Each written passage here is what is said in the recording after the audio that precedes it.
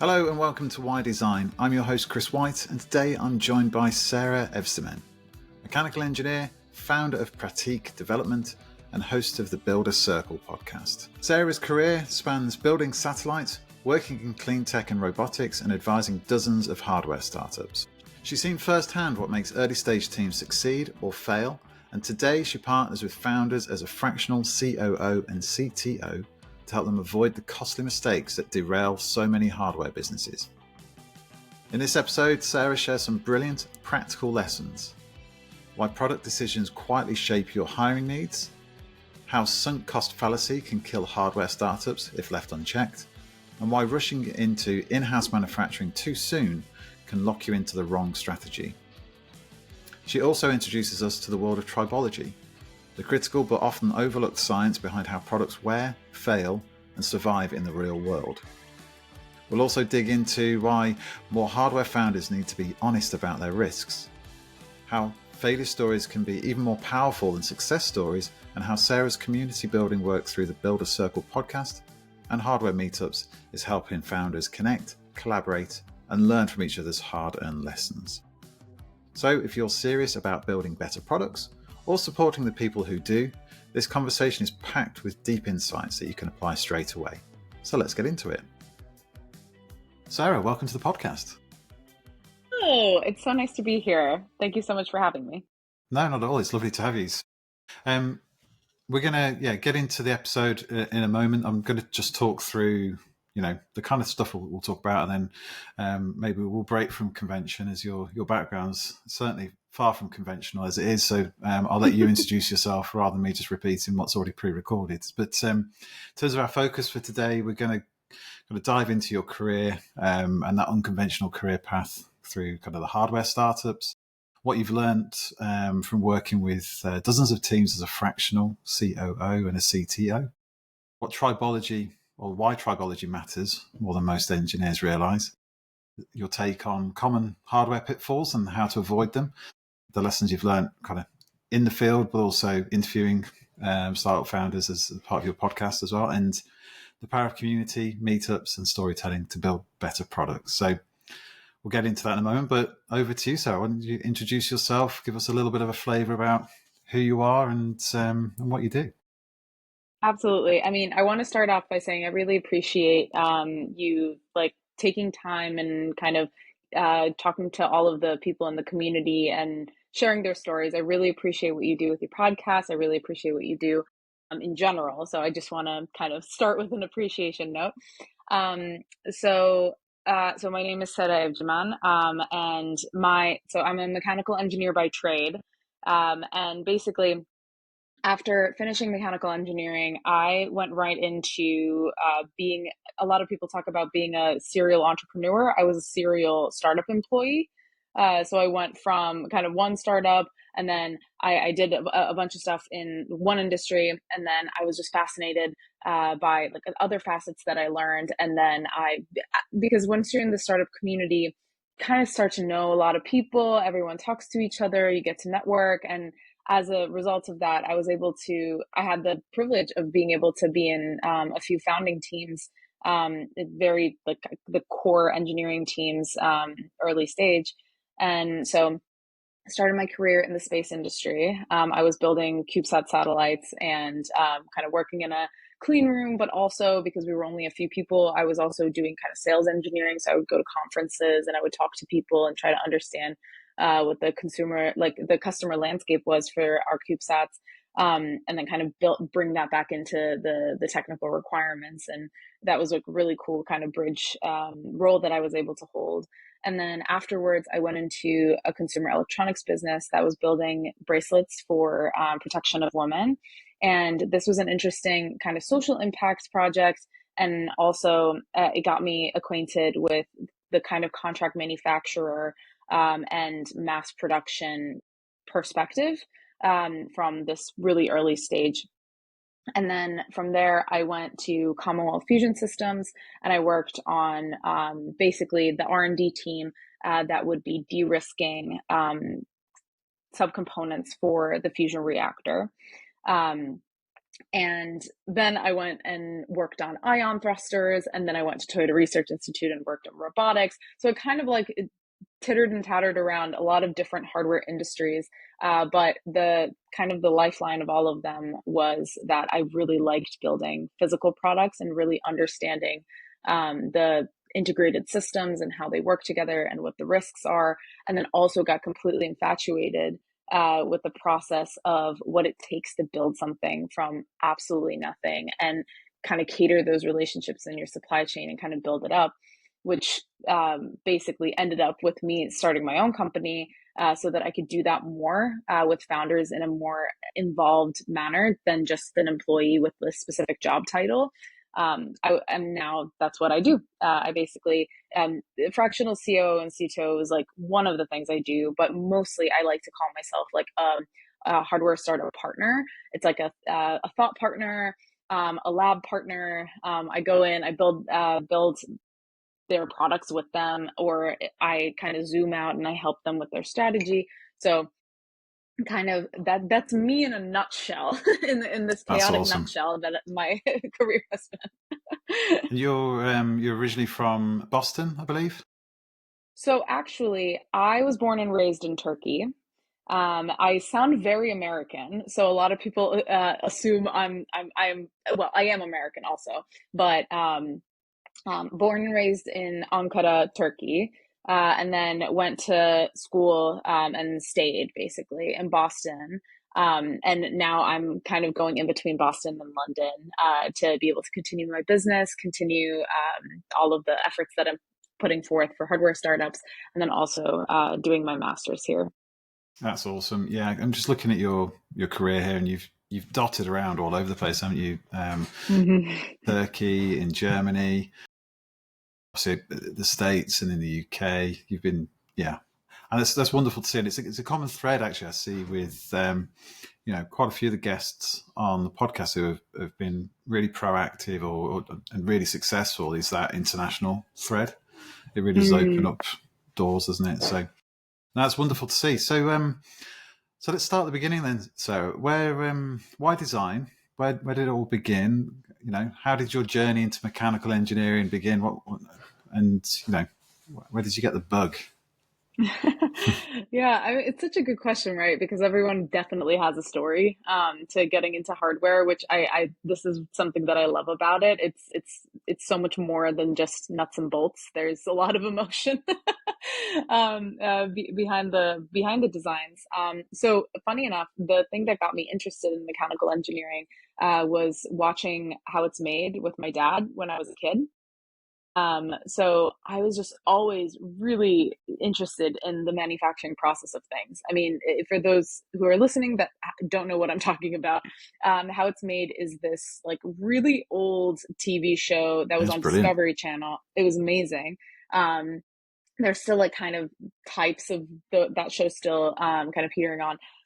But basically, they would take everyday items that you would see, like a golf club or some. I don't know why I keep thinking of the golf club. I guess I was really affected by it. But and they show you from like raw material all the way to the finished product how it's made. And so that kind of got me thinking about every single thing that I would see as a kid, like my pencils, my notebooks, like everything. I would be like, how does this get made?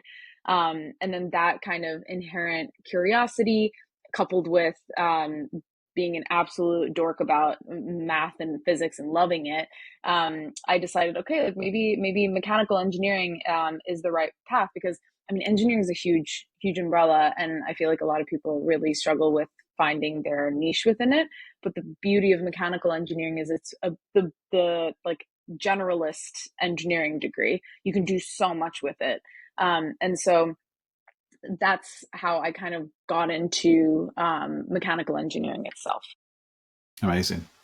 And you mentioned on our intake call and obviously at the very beginning in your intro, you've worked in a lot of startups at the early stages, but you mentioned you've worked in failed startups. I think you mentioned a Mm-hmm. weird acquisition as well, and Mm-hmm. then one that's doing really well. What that mix, what was it about those experiences, that made you kind of shift from I want to build things to I want to help others build better? Yeah, I mean, I think one of the things that really is jarring is that 97% of hardware startups fail. And this is a known thing. And my personal experience with all of the startups that I've been a part of was I was able to kind of see the signs. Maybe it was not obvious to me at the moment, but like kind of afterwards being like, oh, okay, like it makes sense that that did not work out. Or, whoa, like they were really doing something right. And I'm still kind of keeping all of the learnings from that with me today, and I'm applying them still today. So it must have been that they're pretty solid over there. So basically, as I was doing this, I just realized that there was a lot of really, really good ideas. I met a lot of academics that are working on really cutting edge research that has the opportunity to really shift the way that we operate in the world and have really positive impact.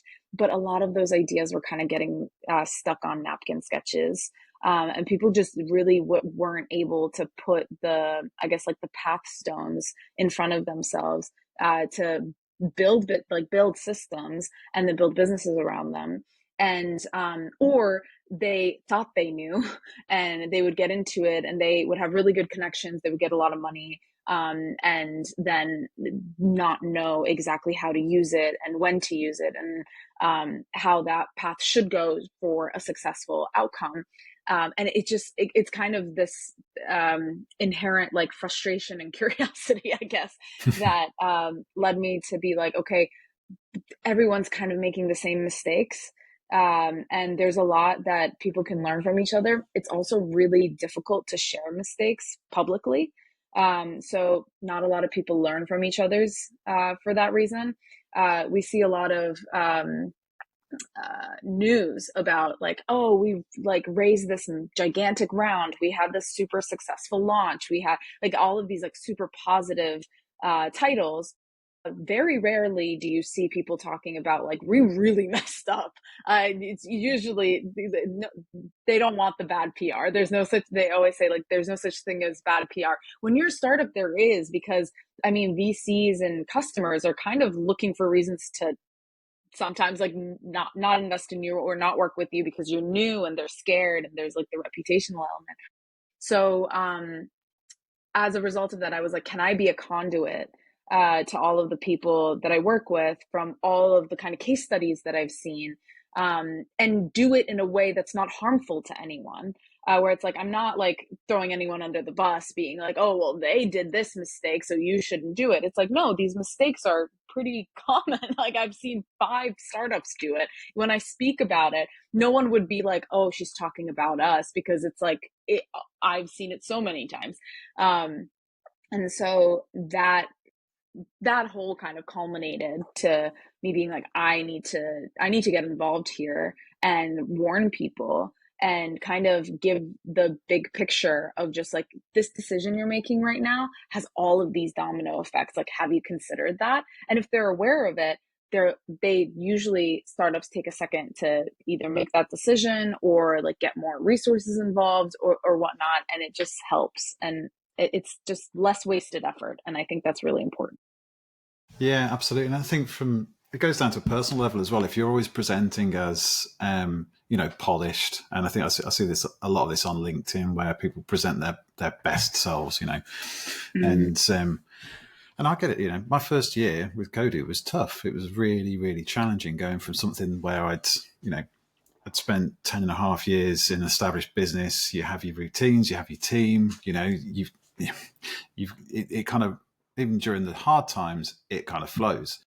To mm-hmm. then starting on your own, it's really, really hard. But I'd always get messages, from people saying, "Oh, you look like you're doing really well," and it's like, "Yeah, no, it looks like that." And you see that a lot, but that's because that's what I'm presenting, And it's, but I think being vulnerable and being honest, with those challenges gives people an opportunity to be helpful.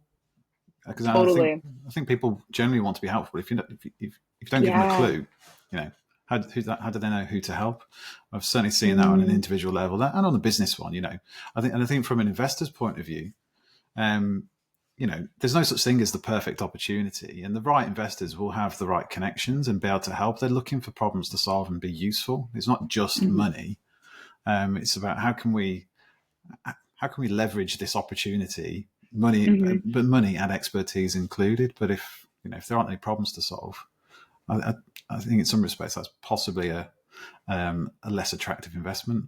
But yeah, Yeah, it's also I've talked to a few VCs about this because I've wanted to kind of demystify this like process that they follow when they choose invest, because it's this this illusion. I mean, it's I feel like it's a really important part of the ecosystem, and a lot of startups come from this pretty low level of leverage into those conversations. So I totally get being absolutely mortified going into that, knowing that certain things are not working on your part.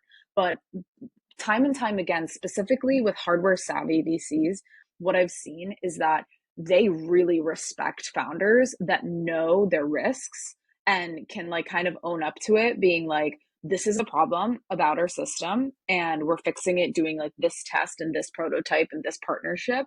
And that's basically like our sole focus. And then we have all of these other risks that we are considering and doing de-risking efforts and mitigation efforts as well. And this just shows, rather than being like, no, everything's going to be perfect, we have amazing product market fit, our products working great, like it's that kind of gives more of a sense of pause more than it gives comfort. I think that people think. yeah, So I agree with you. It's like owning up to your problems not only allows people to help you, but it also shows that you know what you're talking about, in my opinion. yeah. It's just been honest, isn't it? So that's great. So you launched Pratik then to fill the operational and technical gaps that often slow hardware teams, especially startups, down.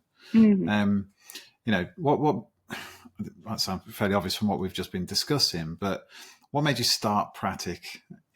What made you kind of make that leap, and then how do you usually plug into a team? You mentioned you're kind of quite hands on by the sounds of it, actually building stuff, or are you talking kind of metaphorically building stuff? um, all good questions. So it's funny actually. How Pratik came about was out of, in a way, kind of necessity. I wasn't planning on it by any means. What happened was when I started doing my mentor in residency at Techstars, I had a few companies out of the accelerator show interest in working with me as an advisor. So once that kind of initial pulse came through, I said, okay, I should probably form some type of like limited liability situation just to be smart about it, and I'll take these on as just like onesies twosies. And then as I was doing it, I was gaining a little bit of steam, kind of had this word of mouth situation happen. And then I kind of looked at the amount of interest that there was and the numbers, and basically it made sense to do it full time at that point. So I made the leap out of like, I guess like if I'm the product, a good product market fit for the time. And then as I did it more, I just really loved it. So I kept doing everything I can to possibly increase my impact, which is why I like created the Builder Circle, which is the podcast that I create for hardware startups, and it kind of progressed from there. And in terms of how I work, it's a good question because it's not really obvious, I suppose, because I don't work kind of as like a traditional consultant. A lot of consultants usually do pretty like high level analysis. They like meet with you a few times a month, maybe. I'm definitely a more like integrated engineer at the same time as a strategist. So I usually, I mean, I could give you some examples of how I've worked with clients in the past. So like I've had one client that's working on this robotic solution for the life sciences. With them, I integrated to do like a DFX analysis of their product because it was a first of a kind that they had built. It was pretty scrappy. And I said, hey, like for me to do a proper DFX analysis, I need to build this with you. So I went to their facilities in San Francisco. I sat with the head engineer and we actually built the robot. And then as we were building, I was writing a document of like all of the things that I thought that they can change to make it better. And they like that kicked off a whole effort internally for them beyond like the suggestions I made. And then they ended up reducing their part count by significantly. They did some redesigns that reduced their labor time significantly.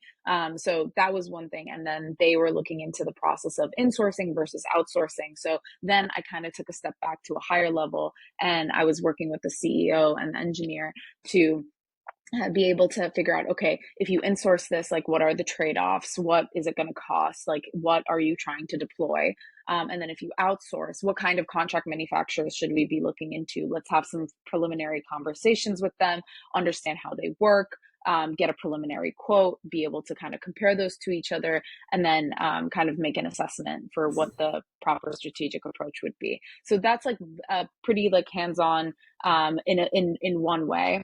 Other clients I've worked with is I literally worked on manufacturing process development with them because I had a very niche like expertise in the thing that they were building. So it was like creating the process of how it gets built, finding equipment for it, speccing the equipment, finding the vendor, qualifying the vendor, doing factory acceptance testing. I went to the facilities of the vendor with them to qualify the equipment. We got them shipped to their factory. So like very, very much like I was like taping their grounds so that the equipment could be like placed in the correct place.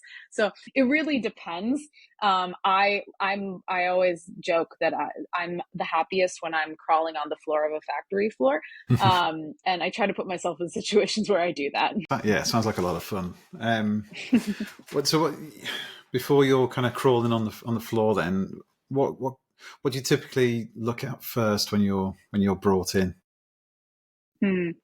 I always start with a systems mind map. That's my, I guess, like it's secret sauce. It's not that secret. I mean, people should do it. Whereas like I really need to understand the system that I'm working on. I usually really like working on complex kind of deep tech, like industrial systems. So there's a lot of subcomponents and subsystems and how they interact with each other. And then from there, I usually kind of take that system architecture and then work with the team to develop understanding around risks. Basically understand like, okay, what are the risks with these systems? Are they technical risks, operational risks, supply chain risks? And then also understand how they interact with each other. Like if this system risk impacts this one, and like what timelines they're thinking about of deployments. And just that gives me the best, like kind of in-depth understanding of what decisions they need to make and all of that stuff. And that's kind of where I begin. And then that's how I scope like what I could potentially help them with. Yeah, I guess you go through a process of, well, there's some obvious low-hanging fruit here, and then there's lots of questions looking at why do you do it that way? You know, and trying to understand how they've got to that. That's really interesting.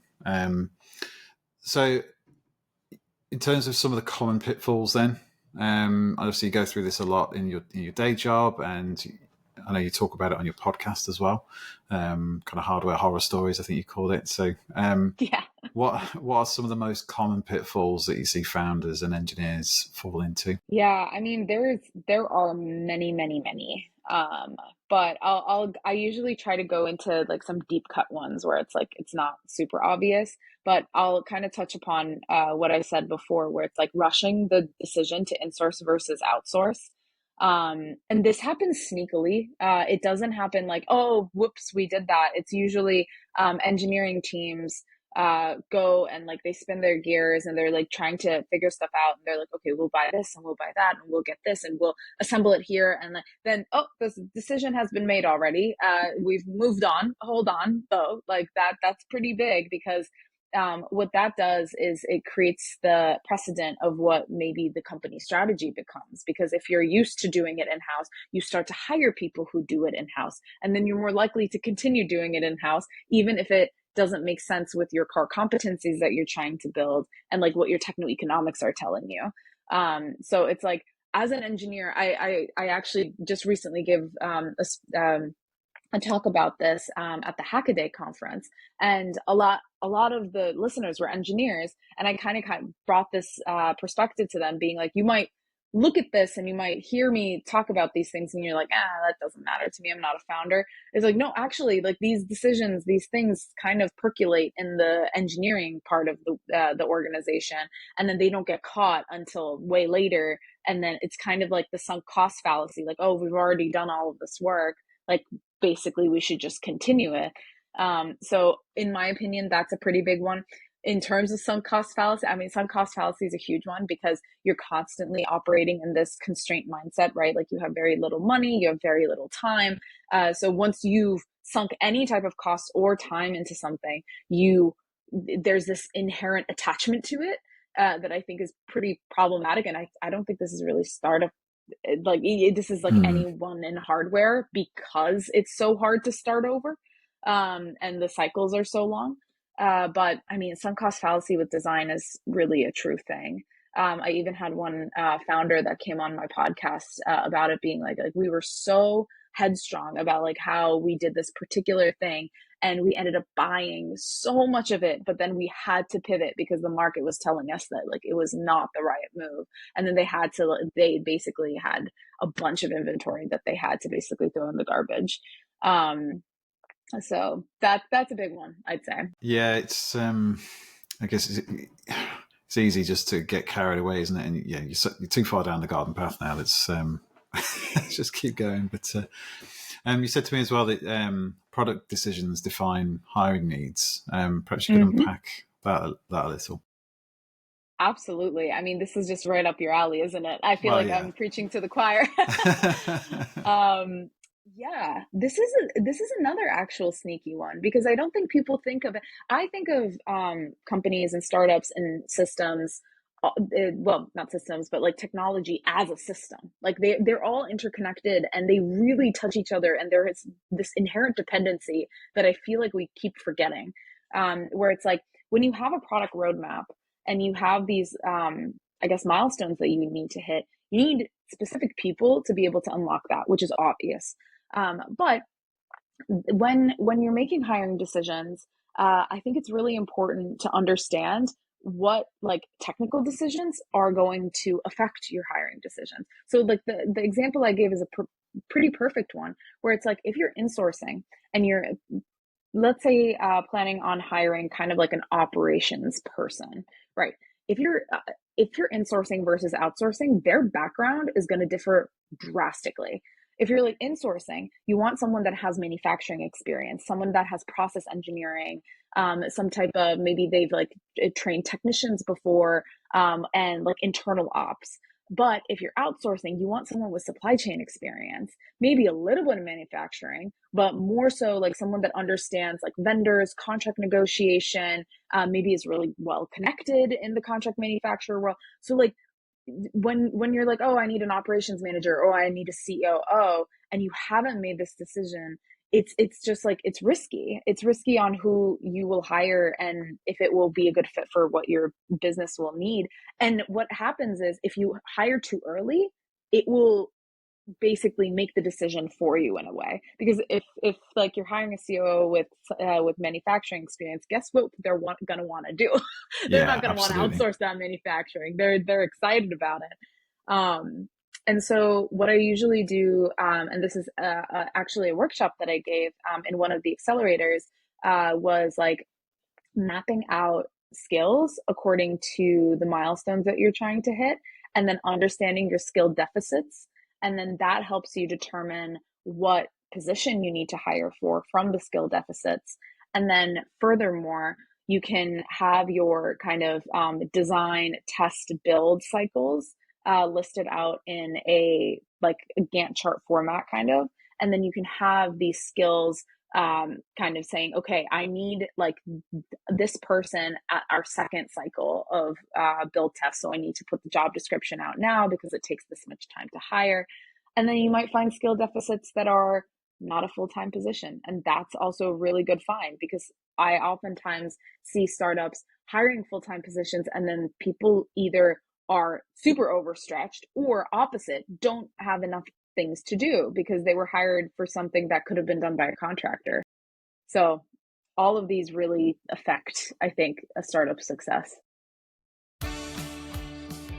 I'm interrupting this episode to share some exciting things happening around why design. At the core of this podcast are the incredible design journeys my guests have been on and where they're heading. And these journeys stem from the relationships they build, the communities they're part of, and the amazing achievements that come from collaboration. So beyond the podcast, we're hosting regular online huddles and quarterly meetups in the UK, with plans underway for an annual gathering in the US. We're also running hands-on workshops both in person at makerspaces and online to connect and inspire people in physical product development. So if you'd like to join us or stay in the loop about upcoming events, sign up at teamkodu.com/events or click the link in the show notes. Now, back to the episode. Massively, yeah. And it's there's certain roles where you don't want them to be figuring it out on the job either. Like, product discovery and figuring out mechanisms and things like that. Yeah, maybe that's, a lot of the stuff you look at might be unsolved, but when it comes to the operations side, it kind of pays to have someone who's, got a few grey hairs and maybe a few battle scars dealing with supply chains if you're going down that route. So fantastic. So let's talk about tribology then.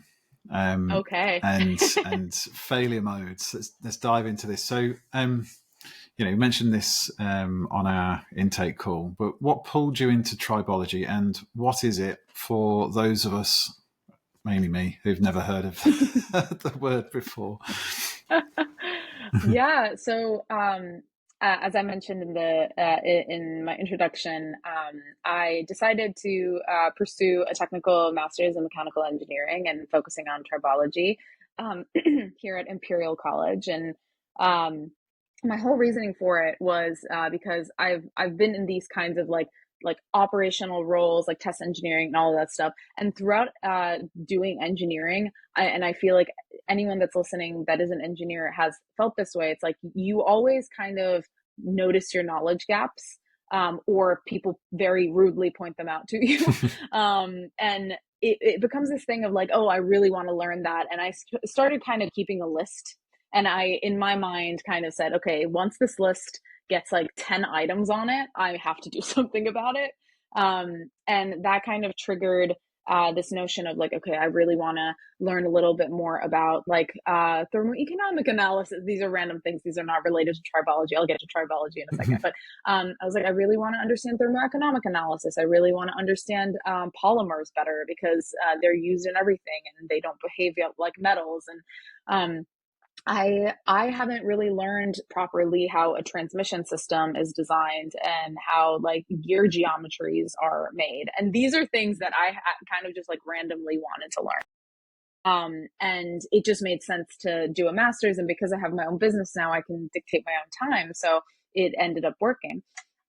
And basically, as I was looking into where to do it, Imperial was top of mind because of how good of a school it is. It has a really good reputation. They also have one of the largest tribology groups in the world, which a lot of people don't know. So getting into what tribology is. So for those listening, it is not the study of tribes. People have asked me, they thought I was doing a sociology degree.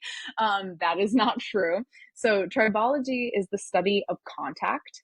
Basically, it's friction, wear mechanisms, lubrication, and everything in between. This is something that in our physics classes and in general, like dynamics classes, we just basically just like the tip of the iceberg is taught to us. You learn about friction force and that's about it. And then no one really talks about it. But tribology really dives deep into what happens in the contact region, and not just dry contact, but lubricated contact, which is most like bearings, gears that are in everyday, everywhere, and how they behave and why they fail and how they fail.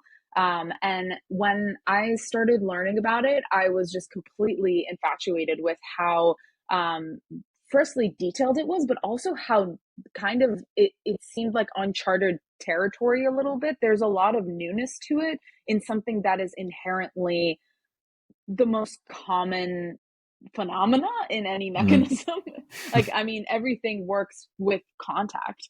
So it was just this fascinating, it almost felt like a lost language, lost art type of thing, but super critical and the baseline of really understanding any type of failure mode. One particular one that I was really interested in was a lot of, for example, wind turbines fail due to their like gearboxes failing, or their main bearings failing, or their rotary bearings failing. And a lot of times it's connected to a tribological phenomena that's happening. It's like when you have two contacts that have lubrication between them, if they are going at a specific speed and the lubrication has a specific viscosity, virtually they're not touching.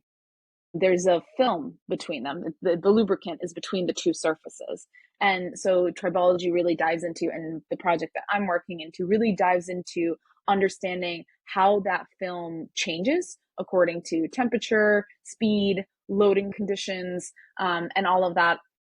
And then understanding once that film is no longer there for any given reason, what does the wear look like? There's different types of wears. They happen for different types of reasons. And being able to understand this and understand the phenomena really helps to determine how you do maybe preventative maintenance. And then understanding how different materials interact with each other gives you an understanding of how those failure mechanisms could kind of conceptualize and instantiate in any types of systems.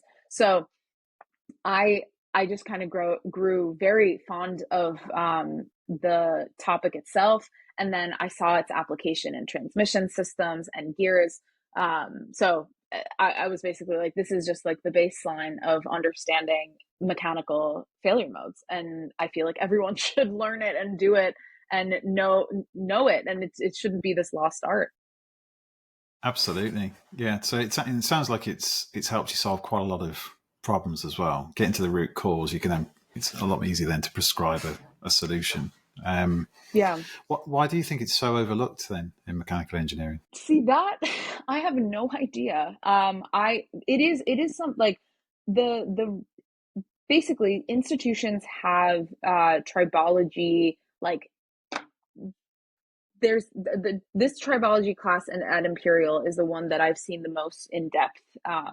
There's other institutions that kind of touch upon it as like a subtopic, but I believe it's a marketing problem more so than anything. I've even talked to my professors at Imperial, being like, how is this not like a fundamental, like you have to take this course? It's an elective technically, but in my opinion, it should be one of those courses that, like for example, we have to take statics and dynamics and fluid mechanics and thermodynamics. Like these are fundamental, like heat transfer. These are things that you need to know as a mechanical engineer to be able to understand any type of phenomena and be able to analyze it.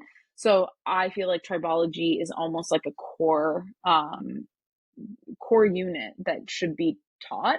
But this is my personal opinion, and the professors obviously very much agree. Absolutely, yeah. But yeah, I think even if like this episode triggers like 3 people to Google tribology and start like really getting interested in it, I think I'll be happy. We'll be creating a whole tribe of tribologists before you know it. So we'll definitely raise the flag for that. I'm gonna make an attempt at a very tenuous link here into the next section. Okay. Because you mentioned tribe. Obviously, tribology, I presume, has its kind of etymological roots in tribe and contact, because it's all about contact. Mm-hmm. You strike me as someone, you're quite personal, and with the podcast that you run as well, there's a lot of contact. There's a tribe there that you're building. So let's, there's the tenuous link there. Let's talk about. I'm sorry, horror stories. That was honestly really good. I'm very impressed. That was a really thin link, but you did it. You did it. It was there, and I didn't pre-rehearse that or anything. It literally came to me, and I was waiting for an opportunity just to. Very poetic. I love it. So let's talk about your podcast then, and that's something we've obviously both got in common. But from the tribology point of view as well, we're both into kind of creating connections and helping people out in that respect. So your podcast, what's the name of it again? Sorry. So it's called the Builder Circle. Builder Circle, cool. So that, but it's full of near misses, isn't it? You know, and your day job as well. The near misses, the fixes, the quietly painful lessons. You know. So, where did the podcast start? And you know, just give us an overview. Yeah, what were we going through on the podcast? Yeah, for sure. I mean, the podcast was another kind of natural project that came about because the podcast really amplifies the voices of the primary operator. That's what I really like to do. The primary operator, the primary engineer. It's like the not the Steve Jobs, but the people that worked on the first iPhone, which I actually have two guests that worked on the first iPhone. So it's really about kind of one, amplifying the stories of unsung heroes. Two, I'm all about practicality. Pratik in Turkish means practical. So I really strive to keep the episodes as informative, like snappy, deep cut as possible, so that people who are listening really get some lessons out and they can apply it to their product tomorrow.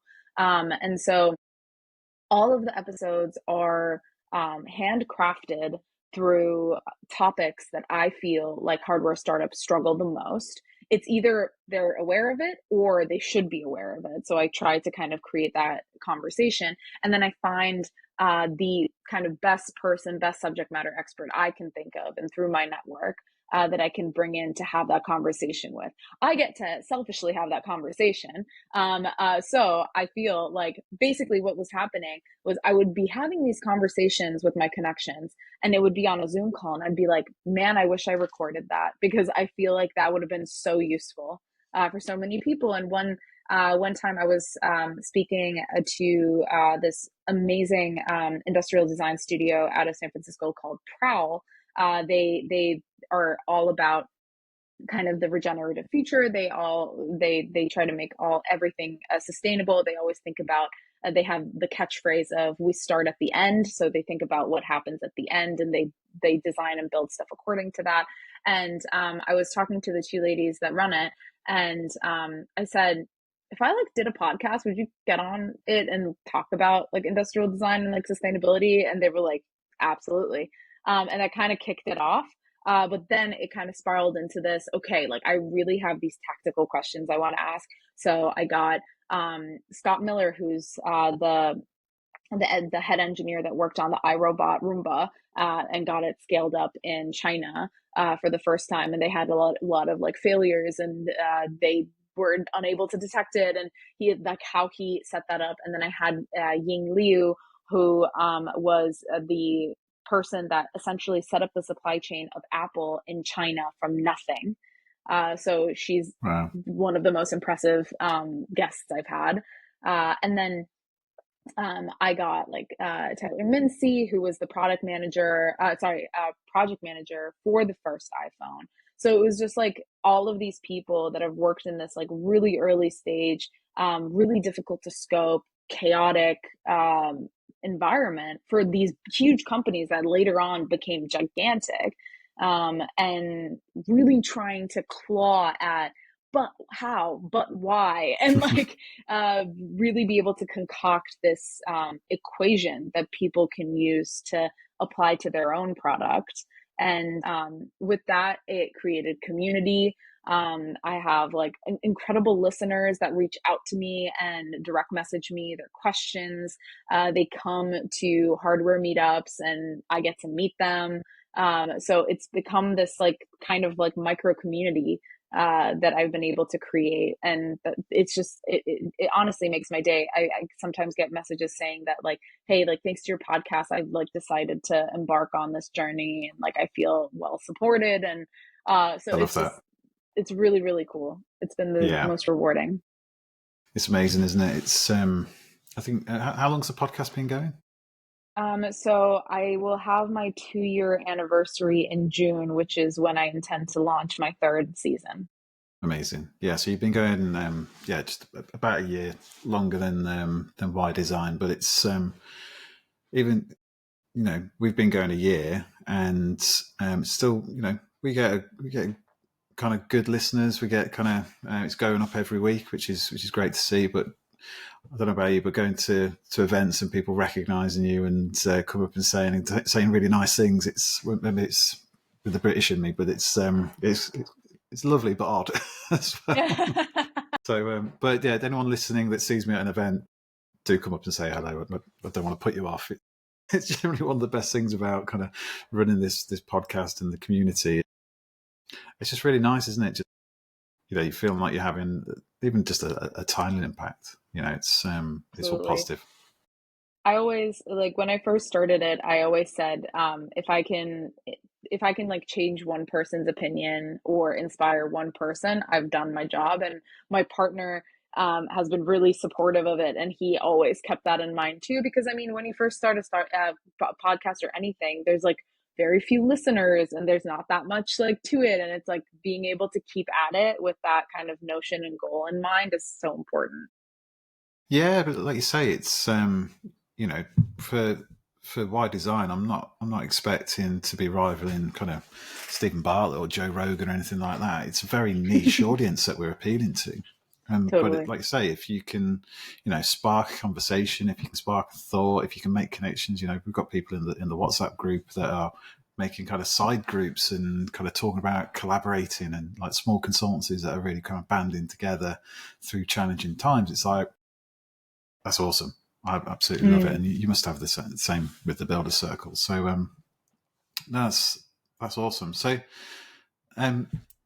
talk to us about the meetups then, because that's kind of again segues nicely from kind of podcast to meetups.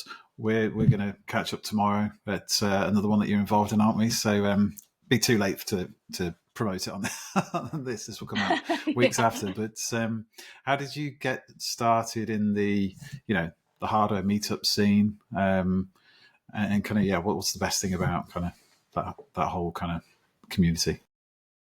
Yeah, I mean, I didn't know about it until a few years ago, and I saw one hardware meet. I think someone just shared it with me, being like you should go to this, and I went to it, and the format was really cool, where it was like a few people gave. We haven't been able to do this in London yet because it's a new and baby community, so we're trying to baby step. But basically, the way that it was they would have two like speakers that would present something about like a cool technology they're working on, or like a cool personal project, or just something. Like I spoke at one where I talked about hardware pitfalls, because that's my current personal brand, is just the girl that cried pitfall. But basically, like, you listen to these like really deeply technical conversations, and you can ask questions, and then they have an open mic at the end, where if you're working on something, you could give like a 30-second pitch about it. If you actually bring a demo, you have like 2 minutes to show people how it works. And it was pretty daunting at first, because I went in and a lot of people already knew each other, so I just kind of the odd one out. I like saw like one other woman, and I just like went to them being like, hi. And then I just like talked to everyone, and so this was in Boston, and I got to meet the event like hosts that were there, and they did such a phenomenal job. So as I met with them, and as I went to more hardware meetups, I knew more people. I mean, I'm naturally pretty outgoing and extroverted, so I tend to talk a lot. And so I just really loved what it was doing. And I had the opportunity to present my podcast and everything. And then basically Nate, who is Nate Paget, who's one of the partners at Informal, he was at one of the hardware meetups. They host them. They are the like founders of Hardware Meetup, basically. And he asked me like, "Hey, you've been coming to these, and we like really love your energy. Would you be like willing to host with us? Because we think that it'll be a really good fit." And then I started hosting a few in Boston. Some people thought it was my full-time job, which I was like, no. Do I look like an event coordinator? I think I would lose my absolute mind. No, I will stay in the lab. Thank you. But I got to, as a host, it was quite different because now people really associate you with the hardware community, which is just so near and dear to my heart. And it's just been growing. And when I told Nate that I was popping over to London, he was like, actually, we really want to create a community there. Like, could you help? We have someone that's already working on it. And then that's how Michael and I got connected to each other. And so we will now be throwing our second, which is tomorrow. And the list keeps growing. I just very serendipitously was in Boston, so I was able to host one there. And we had 280 people. Wow. And it like, that was how many people registered, and about 200 people showed up, which was the most, it was a record shattering That's nuts. participation. And I think this one for tomorrow has around 80 people, which is way more than what we've had in the past. So I'm really excited. And I think I always say, like, community is the lifeline for hardware. I mean, supply chain is based off of community. Ecosystem support is everything. And so I try to create an environment where those connections naturally happen, and that we can create a safe space for everyone. I mean, so much good comes out of those events as well, like networking events. I know I met Jordan Nolman, CEO at Sprout, over at Vegas at CES, at a networking event just across the room. I recognised him straight away. He's quite a distinctive character, and just went and said hello. Been following him on LinkedIn, politely pestering him for months, but because he was across the room, we had a chat, we shared a beer, got chatting, and now going out to see him in Boston in June. He's going to be on the podcast, but in person. Awesome. Yeah. So, and he's connected me with a bunch of people. It's like, sure, that could have happened online. It could have happened over an email or a phone call. But because we had that personal connection, because I went up and said hello, in person, it makes such a big difference. Huge. Do you have a go-to kind of top tip for a nervous networker? How to break the ice, how to say hello to people? I would say focus more on being interested than interesting. I think that's just like good advice for anyone. Mm-hmm. I think people love talking about themselves. Even if you don't like talking about yourself and you're nervous, that's okay. I think it's really good to kind of ask people, like, what are you working on? Like, what like inspired you to work on that, and kind of drilling into that. Also, in networking environments, there's no such thing as like pre-created groups or people. Mm-hmm. Most likely everyone is meeting each other. So I think there's this like activation energy that requires you to kind of step in and talk to people, but know that they're likely just meeting. So it's okay. And if you don't have anyone else to talk to, just come find me. I'm very friendly.